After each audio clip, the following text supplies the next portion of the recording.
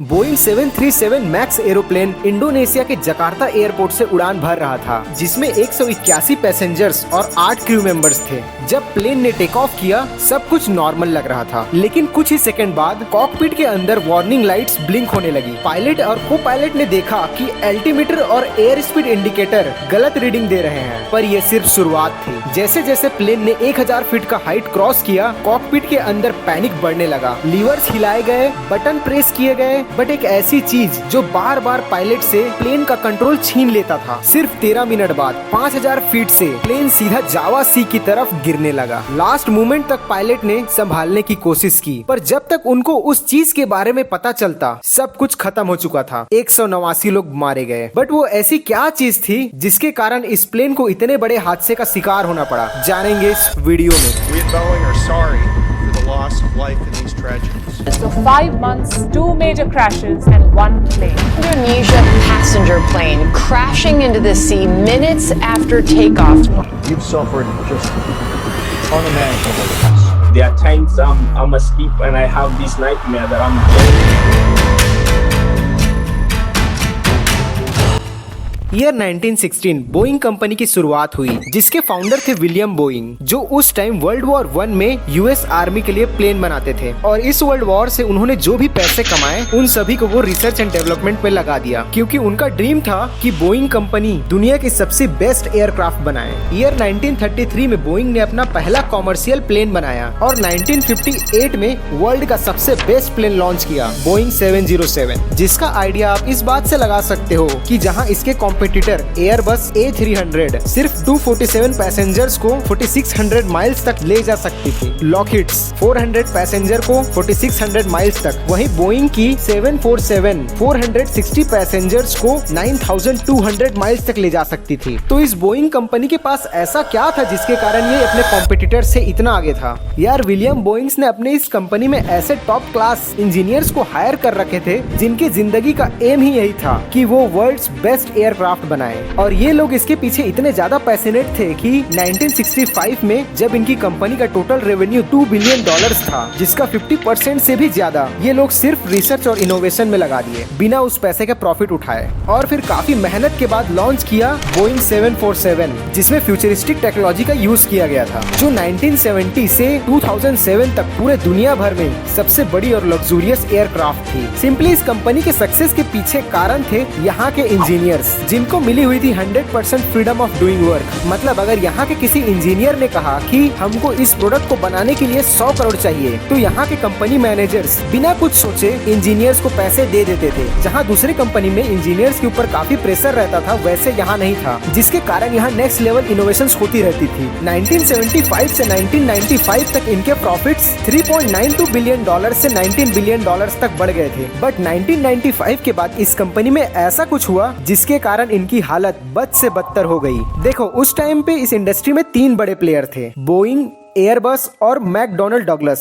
जिसमें McDonald Douglas को Boeing ने 1996 में एक्वायर कर लिया। जिसके कारण हुआ ये कि जो मैकडोनल्ड्स के सीईओ थे वो बोइंग कंपनी के प्रेसिडेंट बने, और वहाँ के एम्प्लॉइज भी बोइंग कंपनी के प्रोडक्ट डिजाइनिंग और मैन्युफैक्चरिंग के पोस्ट में पोजीशन लेने लगे। और यार, ये कंपनी अपने इंटरनेशनल रिलेशंस को अच्छा रखने के चक्कर में एक ही एयरक्राफ्ट के अलग अलग पार्ट्स को अलग अलग कंट्री में मैन्युफैक्चर करने लगे, जिसके कारण जब इन सभी पार्ट्स को असेंबल करते टाइम काफी माइनर एरर आने लगे। और इन छोटी छोटी एरर्स को ठीक करते करते कंपनी ने अपने ऑलमोस्ट $32 बिलियन लगा दिए, जो एस्टिमेटेड कॉस्ट से $12 बिलियन एक्स्ट्रा था। और फिर कॉस्ट कटिंग के चक्कर में इन्होंने 50,000 से भी ज्यादा एम्प्लॉइज को जॉब से बाहर निकाल दिया। Boeing also disclosed several thousand more layoffs in the months to come, but did not say where those would take place. Boeing employees are expected to be back on the job after the Machinists Union overwhelmingly ratifies a deal to end an 8-week strike. इनकी एक और बड़ी गलती थी जो इन्होंने perform किया, वो था शेयर बायबैक करना। देखो इस प्रोसेस में होता ये है कि कंपनी अपने शेयर्स की वैल्यू को ज्यादा दिखाने के चक्कर में लोगों से अपने शेयर्स को खरीदने लगती है, जिससे ईपीएस मतलब अर्निंग पर शेयर की वैल्यू बढ़ जाती है। और इन्वेस्टर्स जनरली किसी भी कंपनी में इन्वेस्ट करने से पहले कंपनी की ईपीएस वैल्यू जरूर चेक करते हैं। जिस कंपनी का ईपीएस वैल्यू ज्यादा मतलब इन्वेस्टर्स के नजर में वो उतना ही बेटर होगा। तो यार इन्वेस्टर्स को अट्रैक्ट करने के लिए इन्होंने शेयर बायबैक में अगेन अपने $61 बिलियन लगा दिए। अब इतने खर्च करने के बाद कंपनी के पास रिसर्च और नए प्रोडक्ट्स बनाने के लिए पैसे ही नहीं बचे। वहीं दूसरी तरफ जो इसकी कॉम्पिटिटर कंपनी एयरबस अपने पैसे रिसर्च एंड डेवलपमेंट में लगा रही थी, जिसकी वजह से 2011 में बोइंग कंपनी को एक बड़ा झटका लगा। देखो अमेरिकन एयरलाइन करके एक कंपनी है जिसने पिछले 15 साल से बोइंग के एरोप्लेन ही खरीदे थे, बट अब उनको मार्केट से ये पता चला कि एयरबस कंपनी के एरोप्लेन बोइंग कंपनी से काफी बेटर हो गई है। तो फिर क्या था, अमेरिकन एयरलाइंस वालों ने एयरबस से अपना प्रोडक्ट्स लेना शुरू कर दिया और इसे देख बोइंग कंपटीशन में बने रहने के लिए एक जुगाड़ लगाया। उन्होंने सोचा कि यार एक नया प्लेन बनाने में $20 बिलियन लगते हैं, तो नया प्लेन बनाने से अच्छा है क्यों ना पुराने प्लेन्स में ही $2 से $3 बिलियन लगा के उसे रीडिजाइन कर दिया जाए। फिर इसी सोच से इन्होंने अपने एक प्लेन बोइंग 737 को रीडिजाइन करके बोइंग 737 मैक्स नाम रख दिया। आप समझ रहे हो ना, एक ऐसी कंपनी जो एक टाइम पे बिना प्रॉफिट्स देखे करोड़ों रुपए अपने रिसर्च और प्रोडक्ट में लगाती थी, वो सिर्फ कंपटीशन के चक्कर में पुराने प्लेन्स को रीडिजाइन कर रही थी। देखो मार्केट में जब भी कोई नया एरोप्लेन आता है तो उसका एक सर्टिफिकेशन और ट्रेनिंग प्रोसेस होता है, जहां फेडरेशन एविएशन एडमिनिस्ट्रेशन मतलब FAA सेफ्टी टेस्ट करती है और पायलट्स और क्रू मेंबर्स को ट्रेनिंग दिया जाता है ताकि वो सारी नई सिस्टम से फैमिलियर हो। यार इस सर्टिफिकेशन प्रोसेस में काफी टाइम लगता है, तो इससे बचने के लिए बोइंग ने एक जुगाड़ लगाया। इन्होंने फेडरेशन एविएशन एडमिनिस्ट्रेशन को कहा कि ये जो बोइंग 737 मैक्स है वो तो 737 जैसा ही है, जिसे आपने पहले ही सर्टिफाइड कर रखा है और पायलट को भी कोई ट्रेनिंग अलग से देने की जरूरत नहीं है। तो इसी स्टेटमेंट से FAA ने इसे कुछ ही टाइम में सर्टिफाइड कर दिया मार्केट में यूज करने के लिए, और फिर कुछ सालों बाद 737 मैक्स उड़ने लगा। बट अगर आप क्लोजली बोइंग 737 और 737 मैक्स को देखो तो जो 737 मैक्स का इंजन था उसका साइज पहले वाले से बड़ा था, जिसके कारण जब ये नए प्लेन्स टेक ऑफ करती थी तब इसका सामने वाला पार्ट थोड़ा वर्टिकली अपवर्ड टिल्ट हो जाता था। और इसी टिल्टिंग की प्रॉब्लम को सॉल्व करने के लिए इसमें एक नया system manoeuvring characteristic augmentation system और MCAS लगाया गया था। Known as MCAS, that stands for Maneuvering Characteristics Augmentation System. Black box data indicated that a bad sensor had triggered MCAS, which automatically pushed the plane down. और यार जो plane 2018 में crash हुई उनमें ये पाया गया कि जब प्लेन टेक ऑफ हुई तो इसी MCAS सिस्टम के कारण प्लेन का नोज नीचे हो गया, और जब पायलट ने देखा कि प्लेन नीचे जा रही थी तो उन्होंने प्लेन को ऊपर लाने की पूरी कोशिश की, बट इस MCAS सिस्टम के रिवर्स एक्शन के कारण ये तेजी से नीचे क्रैश कर गई, जिसमें 189 लोग मारे गए।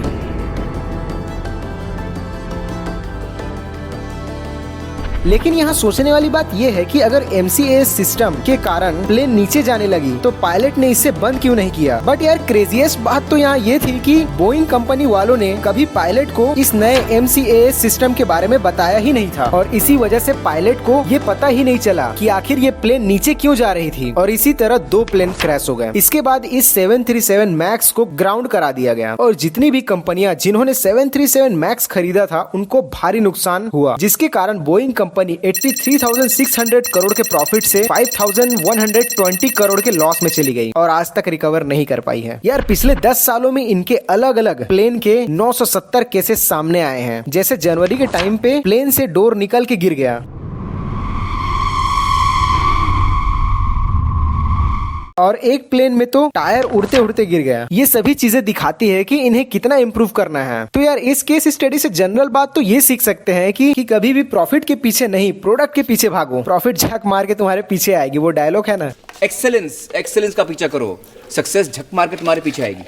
केस स्टडी तो खत्म हो चुका है, जाना चाहो तो जा सकते हो, बट पर्सनली यार मैंने एक चीज और सीखी है जिसको मैं फील भी करता हूँ, वो है कि हम लोगों से हर चीजों में कम्पीट करना शुरू कर देते हैं। जैसे कुछ साल पहले जब मैं छोटा था, मेरा एक दोस्त था, वैसे आज भी है, बट उस टाइम जब हम घंटों साथ रहते, सीरियल्स देखते, काफी इंजॉय करते थे हम। लेकिन आज के टाइम पे जहाँ मैं और वो हम दोनों किसी गवर्नमेंट एग्जाम को क्रैक करने के लिए लगे हैं, और कॉल में भी सिर्फ यही बातें होती है कि तूने कितना सिलेबस कंप्लीट किया, क्या तूने ये पढ़ा, तू अपने नोट्स में क्या लिख रहा है वगैरह वगैरह। यार मैंने बहुत ट्राई किया कि मैं उस बचपन के दोस्त को उसके अंदर ढूंढ पाऊं, बट शायद ये पॉसिबल नहीं है। और मैंने भी ये मान लिया है कि समय के साथ चीजें बदल जाती है और लोग एक दूसरे से कम्पीट करते ही हैं। बट क्या हो अगर हम दूसरों से कम्पीट करने के बजाय खुद से कम्पीट करें, जैसा कि बोइंग कंपनी के स्टार्टिंग इंजीनियर्स को हमने करते देखा था। और ये कंपटीशन जो हम खुद के बीते हुए कल से करेंगे, उसे ही हम हेल्दी कंपटीशन का नाम दें तो कैसा रहेगा। अब यार उतना ज्ञानी आदमी तो मैं हूँ नहीं, जो जितना समझ आता है बोलता हूँ। और वैसे भी वीडियो के एंडिंग तक तो मुश्किल से 10 से 12 लोग ही पहुँचे होंगे, जिस हिसाब से मेरे चैनल में व्यूज आ रहे हैं। तो यार आप ही लोग जो इस एंडिंग तक पहुँचे हो वही कमेंट करके बताना कि ये केस स्टडी कैसा लगा। मिलता हूँ फिर किसी नया वीडियो में, बाय।